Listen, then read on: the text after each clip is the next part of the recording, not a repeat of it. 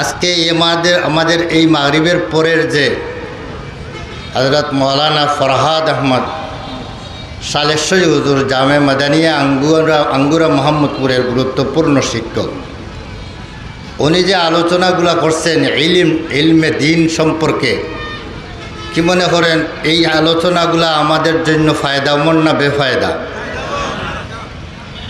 এই ধরনের আলোচনা, এই ধরনের মুড়ি মারিয়া চতুর আইল, যারা কয় সাইরো আইলে চতুর আইল, চতুর্দিক চতুর সীমানা বন্ধ করিয়া এমন সুন্দর আলোচনা তো আপনারা হয়তো ঢাকা থেকে যারা আসবে তাদের মুখ থেকেও হয়তো না শুনতে পারে। আমাদের সম্পদকে আমরা কদর করতে হবে। আমরা এখন সিলেটি মানুষ হয়ে গেছি ঢাকামুখী এবং বেঙ্গলমুখী।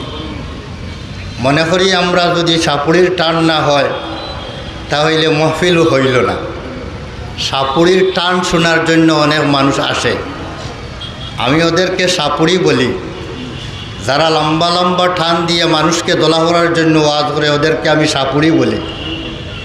সেই সাপুড়িদের আপনার টান না শুনলে অনেক মানুষ জমা হয় না। হিজবে এলাইতে কিন্তু কোনো সাপুড়িকে দাওয়াত দেওয়া হয় না, যেহেতু এটা ইলমের মজলিস, সেখানে ইলম শিখার জন্য, কিছু শিখার জন্য মানুষ আসে। যাদের কাছ থেকে মানুষ শিখতে পারবে এমন মানুষকে এখানে দাওয়াত দেওয়া হয়। আপনারা ওই যে শুনলেন ইলমের ফজিলত শুনলেন, সেই ইলমের ফজিলত আমরা সবাই এখানে ইলম শিখার জন্য আসছি না এমনিই আসছি? ইলম শিখার জন্য আসছি। তালিবুল ইলমের ফজিলত শুনলেন। যারা ইলমের তলবের জন্য ঘর থেকে বাহির হয় ফাহুয়া ফি সাবিলিল্লাহ, সে যেমন জিহাদে বাহির হইল। ফি সাবিলিল্লাহ দি মুরাদ হইল জিহাদ, সে যেমন জিহাদের জন্য, ইসলামের জন্য, জিহাদের জন্য বাইর হয়ে গেল। একজন মানুষ জিহাদ করে শত্রুর সাথে, দুশ্মনের সাথে, কাফিরের সাথে। আর যারা ইলম অর্জনের জন্য ঘর থেকে বাহির হয় তারাও জিহাদের জন্য যেমন বাহির হইল, তারাও যেমন জিহাদে বাহির হইল। তাদের জিহাদ কোনো কাফির শত্রুর সাথে নয়, তাদের জিহাদ হইল শয়তান মালউনের সাথে।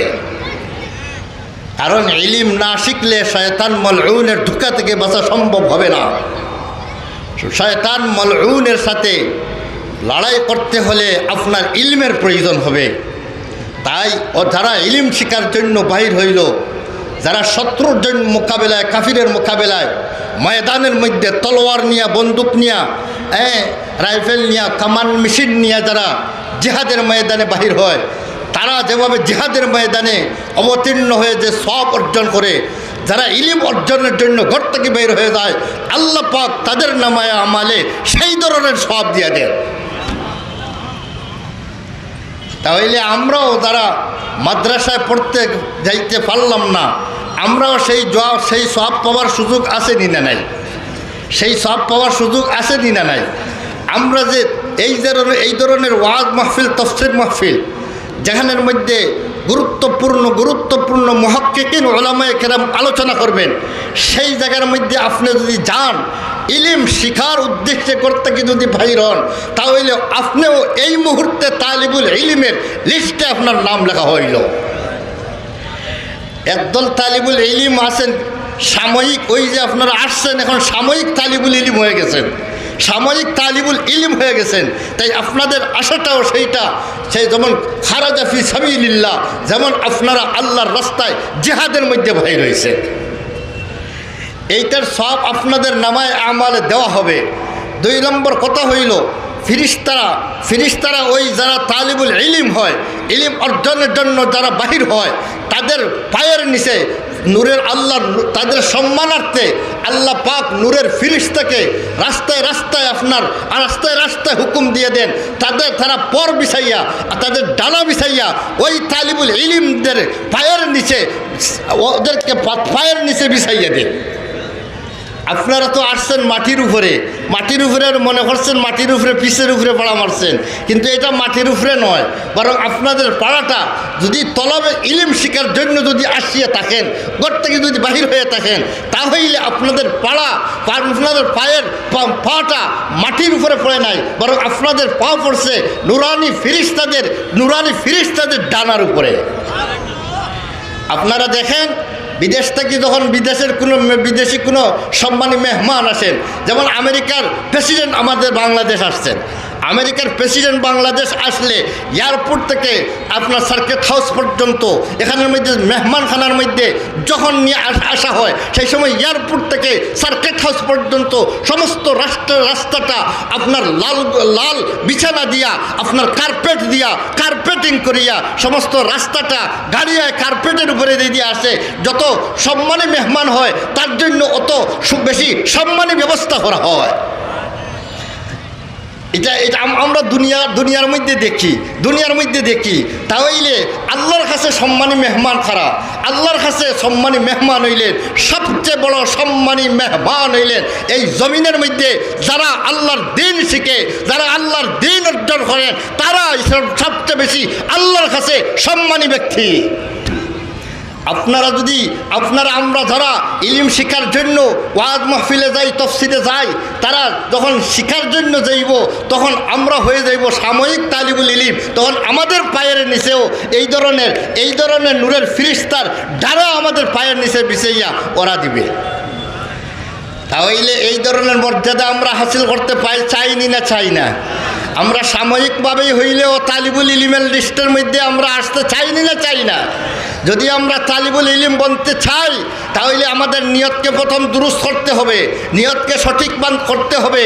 নিয়তের মধ্যে এই কথা রাখতে হবে যে আমি ঘর থেকে বাহির হইলাম ইলিম শিখার জন্য, কিছু শিখার জন্য, কিছু জানার জন্য, দিন সম্পর্কে কিছু জানবো, এবং এইগুলা সম্পর্কে আমার আমলকে যাচাই করব, বাছাই করব। যদি আমার আমলের মধ্যে কোনো ত্রুটি থাকে, তাহলে এইগুলা শুনিয়া আমার আমলকে শুধরাইব। আর যদি আমার আমলের মধ্যে দেখি যদি এইগুলা আমার আমলে ফিট আছে, আল্লাহ শুকুর আদায় করব এবং সেই আমলের উপরে চিরস্থায়ী থাকার জন্য চেষ্টা করব।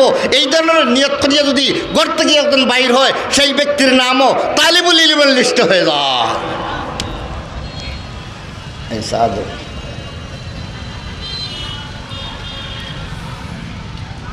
তাহলে আমি এই জন্য প্রথমে বললাম, আমরা সাময়িক তালিবুল ইলম বলতে যদি চাই, নিয়ত শোধরাইয়া ঘর থেকে বাইর হইতে হবে। এরপরে এই মজলিসে যখন বসবো, তখন শান্তিতে কান ফাটিয়ে ওই ওয়াইজ কী বলতেছেন, বক্তা কী বলতেছেন, সেই কথার দিকে আমার কান রাখবো, এদিক সেদিক আপনার কোনো কান দিব না। এটা পারবো না ইনশাআল্লাহ। এই জন্য আমাদের নিয়তকে প্রথম নিয়ত ঠিক করতে হবে। বর্তমান সময়ে আপনার যারা ওয়াজ করেন, তাদের নিয়তের মধ্যে অনেক ওয়াইজের নিয়তের মধ্যেও গড়মড় আসে গেছে। আর যারা ওয়াজ শুনে, অধিকাংশ ওয়াজ শুননেওয়ালার নিয়তের মধ্যে গড়বড় এসে গেছে, তালিবুল ইলমের ফজিলত থেকে মাহরুম হয়ে যায়। কি তাদের নিয়তের মধ্যে গড়বড়? বলে ওয়াজের মাহফিলে যাই, তফসিরে যাই, শোনার জন্য। কিসের জন্য যাই? শোনার জন্য, শিকার জন্য না, শোনার জন্য। শুনতে ওয়াজ মাহফিলে গেলাম শোনার জন্য, অর্থাৎ কান গরম করার জন্য, কানকে সান্ত্বনা দেওয়ার জন্য। ওইটা শুনতে এমনভাবে মগজ নষ্ট হয়ে গেছে, গান বাজনা শুনতে মগজ এমনভাবে নষ্ট হয়ে গেছে যে এখন গানের সুর ছাড়া ওয়াজও মজা লাগে না। ওয়াজের কথা, দিনের কথা, ভালো কথা, ওইটাও গানের সুর দিয়ে না বললে ওইটাও মজা লাগে না। তাহলে এখন আমাদের মিজাজটা কেমন মিজাজ হয়ে গেল।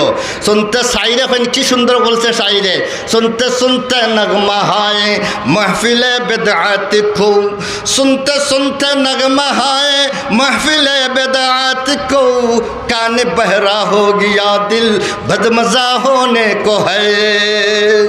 আরে শুনতে শুনতে ওই খারাপ আওয়াজগুলো শুনতে শুনতে খানথালি লাগিয়ে গেছে, দিল নষ্ট হয়ে গেছে, দিল নষ্ট হয়ে গেছে। এই জন্য এই দিল এখন গানের আওয়াজ সারা পছন্দ করে না।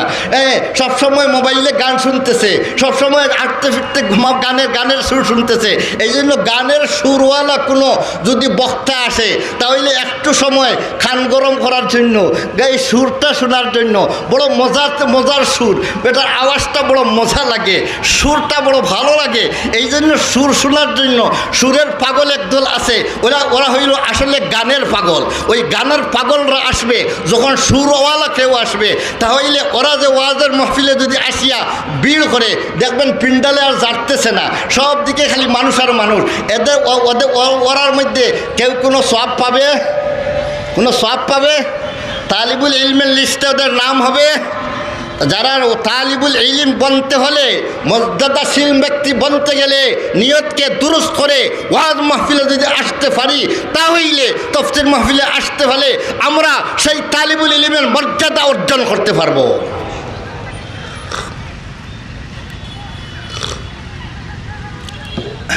ব্রাদারান ইসলাম, সময় বেশি নাই হাতে আমার, আজান হয়ে যাবে 7:15টার সময়। এই জন্য একটি মাসালা বললাম, এই মাহফিলে বসার জন্য, এই ধরনের মাহফিলে বসিয়ে আমরাও তালিবুল ইলম বলেন না, আমরাও তালিবুল ইলম বনতে পারবো না? পারবো না?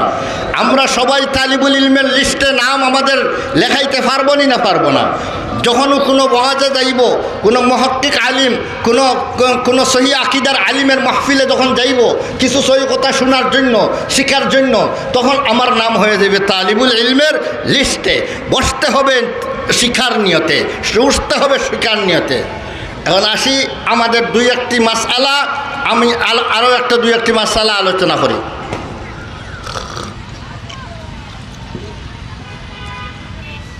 আমরা নামাজ পড়ি, নামাজের মধ্যে কেরাত পড়া সম্পর্কে একটি মাসালা জানার দরকার। নামাজের মধ্যে সূরা ফাতিহা পড়া ওয়াজিব। সূরা ফাতিহা প্রতি ফরজ নামাজের প্রথম 2 রাকাতের মধ্যে সূরা ফাতিহা পড়া ওয়াজিব। আলহামদুলিল্লাহ, সূরা ফাতিহা মানে আলহামদুলিল্লাহ পড়া ওয়াজিব। এবং সুন্নত নামাজের 4 রাকাতি নামাজ যদি হয় তাহলে প্রতি রাকাতেই, এবং বিতিরের 3 রাকাত নামাজের প্রতি রাকাতেই সূরা ফাতিহা পড়া ওয়াজিব। এরপর সূরা ফাতিহার পর কেরাত পড়া ওয়াজিব। সূরা ফাতিহার পর কেরাত পড়া ওয়াজিব। সূরা ফাতিহার পর কেরাত পড়তে হবে। কতটুকু কেরাত পড়তে হবে? অন্তত পক্ষে ছোট ছোট 3টা আয়াত, ছোট 3টা আয়াত পড়তে হবে। সেই 3টা আয়াত পড়লে সেই ওয়াজিব আদায় হয়ে যায়। আর যদি এর চেয়ে বেশি পড়তে পারেন তাহলে ফজরের নামাজের মধ্যে 40 আয়াত, 40 থেকে 50টি আয়াত পড়া সুন্নত। জুহরের নামাজের মধ্যে আলহামদুলিল্লাহর পরে যে 2 রাকাত পড়বো আমরা, 2 রাকাত নামাজের ভিতরে যে 2 রাকাতে কেরাত আছে, সেই 2 রাকাতের মধ্যে আমরা 40 আয়াত, কমসে কম 40 থেকে 50 আয়াত এই 2 রাকাতের মধ্যে পড়া সুন্নত। জুহর বাদে আসর এবং এশার নামাজ, আসর এবং এশার নামাজের মধ্যে 20 আয়াত, সূরা ফাতিহা পড়ার পর 20 আয়াত অর্থাৎ 3 আয়াত পরিমাণ পড়া ওয়াজিব। ছোট ছোট 3 আয়াত ওয়াজিব, আর 20 আয়াত পরিমাণ পড়া হইল সুন্নত। কোন নামাজে? এশা এবং আসরের নামাজে। আর মাগরিবের নামাজ এই সময়ের মধ্যে ছোট ছোট সূরা দিয়ে মাগরিবের নামাজের মধ্যে কেসারে মুফাসসাল অর্থাৎ ইন্না আনজালনার পর থেকে নিয়ে এরপর থেকে নিয়ে পুরো সূরায়ে নাস পর্যন্ত এর ভিতরের সূরাগুলোর মধ্যে থাকিয়া পড়বেন, এটা পড়াও এক সুন্নত। আর ওই থেকে অতটুকু পড়া সুন্নত যে যাতে 2 রাকাত নামাজে 10 আয়াত পরিমাণ হয়ে যায়, 2 রাকাত নামাজে 10 আয়াত পরিমাণ হয়ে যায়, অতটুকু পড়া সুন্নত। তাহলে আমরা যদি জমাতে নামাজ পড়ি এই সুন্নত কেরাতগুলো আমরা লক্ষ্য রাখার দরকার আছে না নাই? অনেক মসজিদের মধ্যে ইমাম সাহেবরাও এই সুন্নত কেরাতের লক্ষ্য করে না। জুমার নামাজ যদি হয়, জুমার নামাজের মধ্যে 2টি সূরা নবী করিম সাল্লাম পড়তেন। একটি সূরা হইল সূরায়ে সাব্বিহ ইসমা, প্রথম রাকাতে পড়তেন। দ্বিতীয় রাকাতে হাল আতাকা হাদিসুল গাশিয়া পড়তেন। এবং কোনো সময় নবী করিম সাল্লাম সূরায়ে জুমআ পড়তেন। এক রাকাতে সূরায়ে জুমআ পড়তেন, অপর রাকাতে সূরায়ে মুনাফিকুন পড়তেন। এটা নামাজের এইটা হইল আপনার জুমার নামাজের কেরাত। আসি জুমার দিনের ফজরের নামাজের কেরাত। জুমার দিনের ফজরের নামাজের কেরাত নবী করিম সাল্লাল্লাহু আলাইহি ওয়াসাল্লাম আল হামিম সাজদা, হামিম সাজদা নামে একটি সূরা আছে, সেই সূরা পড়তেন প্রথম রাকাতে। দ্বিতীয় রাকাতের মধ্যে পড়তেন হাল আতা আলাল ইনসানি হিনুম মিনাদ দাহরি লাম ইয়াকুন শাইয়্যাম মাযকুরা, এই সূরা পড়তেন। তাহলে ফজরের নামাজে, এই জুমার ফজরের নামাজে এই 2টা সূরাও মাঝে মধ্যে পড়াটা যেহেতু সূরা মসনুন কেরাত, সুন্নত কেরাত নবী পড়ছেন, এই জন্য মাঝে মধ্যে ইমাম সাহেবরা এই 2টা সূরাকে মুখস্থ করতে হবে। হাফিজ সাহেব হইলে তো মুখস্থ আছেই, হাফিজ সাহেব না হইলেও মুখস্থ করিয়া জুমার ফজরের নামাজের মধ্যে এই 2টা সূরা মাঝে মধ্যে পড়বেন। একেবারে এগুলো আমাদের সমাজের মধ্যে অধিকাংশ মসজিদের মধ্যে জুমার নামাজ ফজরের, জুমার দিন ফজরের নামাজের মধ্যে সুন্নত কেরাতে নামাজ হয় না, সুন্নত কেরাতে নামাজ হয় না। আমাদের ইমাম সাহেবদেরকেও এই মাসলাগুলো জানার প্রয়োজন আছে। ব্রাদারান ইসলাম, আসি এখন আমরা, যদি কোনো মানুষ, আমরা সবাই জানি কেরাত, নামাজে কেরাত পড়া ফরজ, এটা জানি না? জানি না। নামাজের মধ্যে কেরাত ফরজ। আমি বললাম সূরা ফাতিহার পরে 3 আয়াত পরিমাণ কেরাত পড়া ওয়াজিব। এর চেয়ে বেশি পড়লে বললাম যে এগুলো সুন্নত, এগুলো হইল সুন্নত। কিন্তু 3 আয়াত পড়া ওয়াজিব, কমসে কম 3 আয়াত, ছোটো 3টা আয়াত পড়া ওয়াজিব। অথবা লম্বা একটি আয়াত পড়লেই হয়, লম্বা একটি আয়াত পড়লেই আদায় হয়ে যায়। এখন আসি আমরা এর ভিতরে ওই যে আয়াত 3 আয়াত বা সূরা ফাতিহা পড়ব, ওই সূরা ফাতিহা এবং ওই 3 আয়াতের পড়ার মাধ্যমে, এবং আমরা আরও সুন্নত কেরাত যদি আরও লম্বা পড়ি, এর ভিতরেই আমরা কেরাত পড়া যে ফরজ, কেরাত পড়া যে নমাজের মধ্যে কেরাত পড়া ফরজ, সেই ফরজ আদায় হয়ে যায়। ওইটা ফরজের জন্য আলাদা কিছু পড়তে হয় না। ওই যে ওয়াজিবগুলো আদায় করলাম, এই সুন্নতগুলো আদায় করলাম, এর মাধ্যমে ফরজ কেরাত আদায় হয়ে গেল। এখন ওইগুলা যদি শুদ্ধ হয় তাহলে আমার কেরাত, ফরজ কেরাতটাও শুদ্ধ হইল, আমার ফরজ কেরাতও আদায় হইল। আর ওইগুলা যদি শুদ্ধ পড়া যদি শুদ্ধ হয় না, তাহলে আমার ফরজ কেরাত রয়ে গেল, আমার ওয়াজিব কেরাত রয়ে গেল, আমার সুন্নত কেরাত রয়ে গেল। ব্রাদারান ইসলাম, এইগুলাও শুদ্ধ করার দরকার আছে না? দরকার নাই। এখন আসি আমরা ইমাম সাহেবের সাথে যখন নামাজ পড়ি, তখন ইমাম সাহেবের সাথে নামাজ পড়ার সময়ে ইমাম সাহেব তো এইগুলা পড়েন, আমরা শুনি, হ্যাঁ। অথবা ইমাম সাহেব কোনো নামাজের মধ্যে আছে, ইমাম সাহেবের সিররি পড়ান, অর্থাৎ চুপে পড়েন। কিছু নামাজের মধ্যে কেরাত জুড়ে পড়তে হয় না, জুড়ে পড়লে জরিমানা লাগবে। কি জরিমানা লাগবে? 100 সজ্জা। বুলে যদি জুড়ে পড়ে দেন তাহলে 100 সজ্জা করতে হবে। এটা হলো নামাজের জরিমানা। যদি এই আস্তা পড়াটা হইল ওয়াজিব, যদি এইটা জুড়ে পড়ে নেন তাহলে 100 সজ্জা দিতে হবে। সহসজ্জা দিতে হবে। এখন যদি কোনো ইমাম সাহেবে জুড়ে পড়ে নেন তাহলে সহসজ্জা দিতে হবে। আস্তা পড়া ধীরে ধীরে পড়া ওয়াজিব। এখন ওই যে কেরাতটা পড়লেন ইমাম সাহেবে, সূরায়ে ফাতিহা পড়লেন, সূরায়ে ফাতিহা পড়লেন, আরও সূরা পড়লেন, আরও সূরা পড়লেন, এইগুলা তো মনে মনে পড়ছেন, মনে মনে পড়ছেন। এইগুলা যদি আদায় হয়, এইটা ধীরে মনে মনে যেগুলো আদায় পড়লেন, আমরা যারা একা একা নামাজ পড়ি এইগুলোও আমরা তো মনে মনে পড়ি, কি বলেন? আমরা যারা একা একই নামাজ পড়ি, যেমন জমাত পাই নাই, একা নামাজ পড়বো, জমাত পাইলেও সুন্নত পড়তে গেলে একা একই পড়তে হয়, একা পড়তে হয়। ওই যে একা একই পড়ি যখন, তখন আমরা খেলা জুড়ে পড়ি না আস্তা পড়ি? বলেন না, খেলা জুড়ে পড়ি না ধীরে মনে মনে পড়ি? তাই আস্তে আওয়াজ নিচু আওয়াজে পড়ি।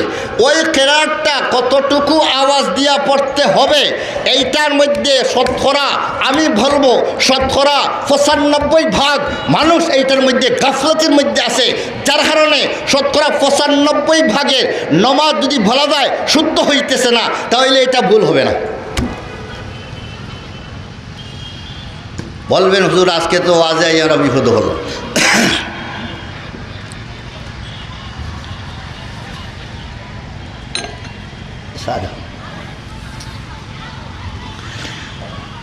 আমি বলি শুনেন, সূরায়ে ফাতিহা আগে বলছিলাম যে কথাগুলো আপনারা স্মরণ আসেনি। সূরায়ে ফাতিহা পড়া কি ওয়াজিব। এরপরে কমসে কম 3টা আয়াত, ছোটো 3টা আয়াত অথবা লম্বা 1টি আয়াত পড়া ওয়াজিব। এটার নাম কেরাত, জম্মে সূরা। ওকে, এটাকে আরবি ভাষায় বলে জম্মে সূরা। একটা সূরা মিলানো, এটা কি ওয়াজিব। এই ওয়াজিব আদায় হয়ে যায়, এই ওয়াজিব আদায় হয়। আর এরপরে যদি 40 আয়াত, 20 আয়াত, 10 আয়াত এইগুলা পড়বেন, এইগুলা হইলে আরও সুন্নত আদায় হইবে, সুন্নত আদায় হইবে। এই ফরজ, ওয়াজিব, সুন্নত যা কিছু আদায় করবেন এর ভিতরে আদায় হয়ে যাবে। নামাজের মধ্যে কেরাত পড়া ফরজ, এই ফরজও কি আদায় হয়ে যায়। ফরজের জন্য আলাদা কিছু অংশ পড়তে হয় না। যদি ওইগুলো আদায় করে নেন এর মাধ্যমে আপনার ফরজ কেরাত আদায় হয়ে যায়। কি বলেন? সূরায়ে ফাতিহা পড়লে ফরজ আদায় হয় না নি? সূরায়ে ফাতিহা পড়লেন, এটা কোরআন নাইনি। ফাকরাউ মা তায়াসসারা মিনাল কুরআন, আল্লাহ বলতেন কোরআন থেকে কিছু পড়ো, যা তোমার সহজ হয় তোমার জন্য পড়ো। ওই কেরাত পড়া ফরজ। সূরা ফাতিহার পড়ার মাধ্যমেও আপনার ফরজ আদায় হয়ে গেছে। আর ওয়াজিব আদায় হয়েছে, সাথে সাথে ফরজও আদায় হয়েছে, ফরজও আদায় হয়ে গেছে। এরপরে আরও পড়বেন, এইগুলার দ্বারা আপনার ওয়াজিবও আদায় হবে, সুন্নতও আদায় হবে। বেরাদারানে ইসলাম শুনেন, এখন আমরা এই কেরাতগুলা যারা জুড়ে পড়ার, যে সময় ইমাম সাহেব জুড়ে পড়েন, এটা তো জুড়ে পড়েন আমরা সবাই শুনি। আর যেগুলা জুড়ে পড়েন না, মনে মনে পড়েন, ইমাম সাহেব কীভাবে পড়বেন, আমরা মুক্তদিরা যারা একাএকি নমাজ পড়ি, আমরা যারা সুন্নত পড়ি একাএকি পড়ি, এবং জমাত না হইলে ফরজও আমরা একাএকি পড়ি। এই নমাজগুলো আমরা কিভাবে পড়লে, নমাজটা কেরাত কিভাবে পড়লে শুদ্ধ হবে? যেহেতু আমরা এই কেরাতগুলো জুড়ে পড়ি না, কি বলেন? আমরা জুড়ে পড়ি না, তাহলে এই কেরাতগুলো কিভাবে হবে? এই কেরাতগুলা হইতে হবে, এইটা ধীরে ধীরে পড়বেন। অনেক মানুষ আমরা কেরাত পড়ি, কিন্তু এই কেরাতের নিয়ম হইল কেরাত যত সময় পর্যন্ত লা কেরাতা ইল্লা বিসসামায়ে, আপনার ফতোয়ার নির্ধারিত নির্ভরযোগ্য কিতাব হইল মুনিয়াতুল মুসাল্লি, গনিয়াতুল মুস্তামলি, যার সরা হইল গনিয়াতুল মুস্তামলি। সেই কিতাবের মধ্যে লেখছেন যে লা কেরাতা ইল্লা বিসসামায়ে, কোনো কেরাত হইতে পারে না, কোনো কেরাত পড়া হবে না যতক্ষণ পর্যন্ত এইটা যিনি পড়ছেন উনি না শুনছেন, যিনি পড়ছেন উনি না শুনছেন। যারা জুড়ে যার যেগুলো পড়বেন এরা তো অন্যান্যরা শুনতে হয়। জুড়ে কেরাত যেখানের মধ্যে আছে এখানে অন্যরাও শুনতে হয়, নিজেও শুনবেন, অন্যও শুনবে। কিন্তু মনে মনে যেগুলো পড়তে হয়, এই কেরাতগুলো সম্পর্কে বলতেছেন লা কেরাতা ইল্লা বিসসামায়ে। যত সময় পর্যন্ত এই কেরাতই নয়, যে কেরাত নয়, এই তিলাওয়াত নয়, যে তিলাওয়াতটা পড়নেওয়ালা যে পড়বে সে নিজে শুনবে না। ফতোয়ায়ে স্বামীর মধ্যে দেখবেন, যদি না পড়েন, না শুনেন, আপনার কেরাত শুদ্ধ হয় নাই, কেরাত শুদ্ধ হয় নাই। আপনি যে কথাটা পড়তেছেন আপনার কানে শুনতে হবে, মনে মনে পড়লেও নিজে শুনতে হবে। আপনি এমন পড়া দিতেছেন, অধিকাংশ মানুষ পড়ে সে নিজে শুনে না কি পড়তেছে। হরফগুলা শুদ্ধ করে পড়া, তসহিহে হুরুফ, হুরুফগুলাকে মখরজ থেকে আদায় করা ফরজ, হরফগুলাকে মখরজ থেকে আদায় করা ফরজ। কোরআনের তালিমের মধ্যে সবচেয়ে জরুরি কথা হইল কোন হরফের কোন মখরজ, মখরজ কোন জায়গা থেকে কোন হরফটি উচ্চারণ হয় সেই মখরজকে জানা ফরজ, মখরজকে জানা ফরজ।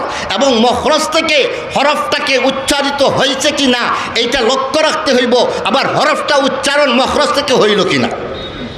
তাহলে বলেন তো, আমি মনে মনে পড়লাম, আমি আওয়াজ শুনলাম না, আওয়াজ হইল না, আওয়াজ হইল না, আমার মখরজ আদায় হইল না কি আমি বুঝলাম? মখরজ আদায় হইল না, মখরজ আদায় হয় নাই। আপনার যদি আওয়াজ শুনেন না, আপনার সহিভাবে উচ্চা শব্দটা মখরজ থেকে আদায় হইল কিনা আপনি কিভাবে বুঝলেন? কিভাবে বুঝলেন? মনে মনে আমরা অনেক অনেক অনেক কিছু ফড়িয়ে যাই, টুটি লড়ে না, জিফরাও লড়ে না, এমনভাবে মুখস্থ হয়েছে, মনে মনে সব তিলাওয়াত সরিয়া সেটা নমাজ শেষ সরিয়া ফেলে, নমাজ শেষ সরিয়া ফেলে। অধিকাংশ মুসাল্লিরা টুট লড়ে না, নমাজে দাঁড়াইলে পড়িয়া মুখস্থ ইঞ্জিল চলছে চলছে চলছে চলছে, কেরাতও মুখস্থ হয়ে গেছে, এইটা এই মুখস্থই চলে। আপনার হরফ থেদাইলে কীভাবে পড়বেন? যেমন পড়লাম আলহামদুলিল্লাহ আলহামদুলিল্লাহ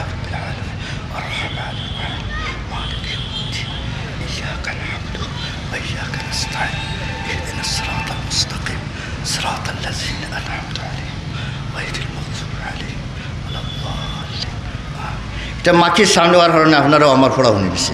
কিন্তু সেমা হইল নিজে শুধু শুননা, অন্যকে শোনাইতে হবে না। পার্শ্বে কেউ শুনলে আপনার জাহরি কেরাত যেগুলা জুড়ে পড়ার যে কেরাতগুলা এগুলা নিজেও শুনবেন, পার্শ্বে যে আছে সেও শুনতে হবে। না হইলে জাহরি জুড়ে কেরাত এই ওয়াজিব আদায় হয় না। আর সিররি কেরাত যেটা চুপকে চুপকে পড়া যেটা, এটা শুধু নিজে শুনতে হবে। বলেন তো, এই ধরনের আমরা কয়জনে নমাজ পড়ি, নমাজের দাঁড়ানোর পরে মন কোথায় থাকে? মন কোথায় থাকে? নমাজের ভিতরে কোন অক্ষরটা পড়তেছে, উচ্চারণ করতেছে, আমি এই অক্ষরটা যদি মখরজ থেকে আদায় হইতেছে না হইতেছে না, এইটা যদি লক্ষ্য করি আমরা নমাজ পড়ি, বলেন তো আমার এই নমাজটা খুশু হুজুর নমাজ হবে কি না? এই নমাজটা খুশু খুজুয়ের নমাজ হবে কি না? এই নমাজের মধ্যে যারা খুশু খুজু করবে, এই সমস্ত মানুষই কামিয়াব যারা নমাজের মধ্যে খুশু খুজু করে। নবী করিম সাল্লাল্লাহু আলাইহি ওয়াসাল্লাম ফরমান, এই দুনিয়া থেকে সর্বপ্রথম যে জিনিসটা উঠিয়ে নেওয়া হবে সেইটা হইল নমাজের মধ্যে খুশু খুজু। আমি কি পড়তেছি কি করতেছি এইটা লক্ষ্য মানুষের প্রথম উঠিয়া যাইবে। এমনকি আস্থা জমাতের মধ্যে একজন মানুষও পাইবেন না যে তার নমাজের মধ্যে খুশু খুজু হয়েছে, এমন একজন মানুষও পাইবেন না। বলেন তো, এই ধরনের খুশু খুজুয়ের অভাব আসেনি না নাই? বলেন তো, আমি যে বললাম 90-95 ভাগ, আপনি হিসাব করিয়া দেখবেন হরফ উচ্চারণ হইতেছে না শুদ্ধ। প্রথম তো এক দলের তো হরফগুলো উচ্চারণ শুদ্ধই নয়, এক দলের তো হরফ কি নাই, উচ্চারণগুলাই শুদ্ধই নাই। যাদের শুদ্ধ হয় নাই তাদের কেরাত শুদ্ধ হয় নাই, যাদের শুদ্ধ হয় নাই, যাদের হরফ উচ্চারণ শুদ্ধ নয়, তাদের কেরাত শুদ্ধ হইল না। কেরাত শুদ্ধ না হইলে নমাজ শুদ্ধ হইল না, থরা শুদ্ধ না হইলে ফরজ আদায় হইল না, কেরাত শুদ্ধ না হইলে ওয়াজিব আদায় হইল না, কেরাত শুদ্ধ না হইলে সুন্নত কেরাত আদায় হইল না, কিছুই তো তার আদায় হইল না। এই জন্য শুদ্ধ সহি শুদ্ধ করিয়া যা পড়বেন সহি শুদ্ধ করিয়া মখরজ থেকে সহি শুদ্ধ করিয়া পড়তে হবে। এবং চুপকে চুপকে মনে মনে যারা পড়বেন, যে নমাজে পড়বেন, সেটার মধ্যে পড়নেওয়ালা তার আওয়াজ যদি না শুনে তাহলে তার নমাজ আদায় ফরজ হইল না। কেরাতের ফরজ যখন আদায় হবে না, কেরাতের ওয়াজিব যখন আদায় হইল না, ওই ব্যক্তির নমাজ শুদ্ধ হয় নাই। আপনারা নিজে নিজের বিচার করবেন, আমার কথাটা যাচাই করবেন এবং প্রত্যেককে পিছনে যা গেছে গেছে আল্লাহ মাফ করতে তওবা করেন, পিছনের জন্য তওবা করেন। আগামীর জন্য আজ থেকে নামাজে যখন দাঁড়াইব তখন আমি আমার কেরাতটা, আমি যখন নিজের কেরাত পড়ব তখন আমার শব্দটা আমার কানে পৌঁছতেছিনি, হরফটা সহিভাবে উচ্চারণ হইতেছি, এইটার পরে আমরা লক্ষ্য রাখতে পারবো কি পারবো না? আল্লাহ পাক আমাদের সবাইকে এই এই এই ধরনের লক্ষ্য রাখিয়া আমাদেরকে পড়ার তৌফিক দান করক। বেরাদারান ইসলাম, আজকে একটা মাসলা বললাম, এই একটা মাসলার উপরে আমল করে নিলে আমাদের নমাজগুলা শুদ্ধ হয়ে যাবে। আমাদের নমাজগুলো শুদ্ধ হয়ে যাইব। অশুদ্ধ হইতেছে, নমাজ পড়তেছি কিন্তু নমাজ শুদ্ধ হইতেছে না, নমাজের কেরাত আদায় হইতেছে না, ফরজ আদায় হইতেছে না। কেরাত পড়া ফরজ, কেরাত পড়া ওয়াজিব, এগুলা মনে মনে উচ্চারণ করতেছেন, আপনার কানে আপনার আওয়াজ যায় নাই, এটার দ্বারা আপনার ফরজ ওয়াজিব ফরজ কেরাত আদায় হইতেছে না। এখন আমাদের নমাজের হিসাব নিকাশটা আমরা নিজে মিলাই। এই জন্য হিজবে এলাই তফসিরে আসা আমাদের কাজে লাগছে না বেকার গেল? আজকে একটা মশলা বললাম, আগামীকালকে যখন আসবে আমার সময়, সেই সময় যদি শুধু সময়ে দেয়, সুযোগ দেয়, তাহলে ইনশাল্লাহ আগামীকালকেও এই আরও কিছু মাসলা মাসাইল, দর্শে ফেকা, এটার নাম দর্শে ফেকা। মাসলা মাসাইলের নাম কি? দর্শে ফেকা। এটা অত্যন্ত প্রয়োজনীয় বিষয় মনে করিয়াই আমি একটা সাবজেক্ট আসছি, দর্শে ফেকা। এই জন্য এটাকে আমি আগামী দিনেও যদি সময় মিলে, সুযোগ মিলে রাখছি, তো কিন্তু মনে হয় সময় যদি মিলে ইনশাল্লাহ আপনাদের সামনে আরও কিছু আলোচনা, জরুরি আলোচনা করব। ওয়াখিরু দাওয়ানা আনিল হামদুলিল্লাহি রাব্বিল আলামিন। আজান হয়ে গেছে, দেখতেছেন আপনাদের সামনে হাজির হযরত মাওলানা মুফতি মুজিবুর রহমান সাহেব চাঁদপুরি, উনি এসে গেছেন। আল্লাহ পাক ওনার হায়াতের মধ্যে বরকত দেও, ইলমের মধ্যে বরকত দেও। নামাজ পড়ে বিভিন্ন মসজিদের মধ্যে যারা আছে, আপনারা নামাজ পড়ে বিদেশি বাহিরের মেহমানের অপেক্ষা আছেন আপনারা। ইনশাল্লাহ আমাদের মেহমান, গুরুত্বপূর্ণ মেহমান হাজির হয়ে গেছেন, ওনার বয়ান হবে। আল্লাহ পাক আমাদেরকে সবাইকে তৌফিক দান করুক। ওয়া আখিরু দাওয়ানা আলহামদুলিল্লাহি রাব্বিল আলামিন। আজান দাও।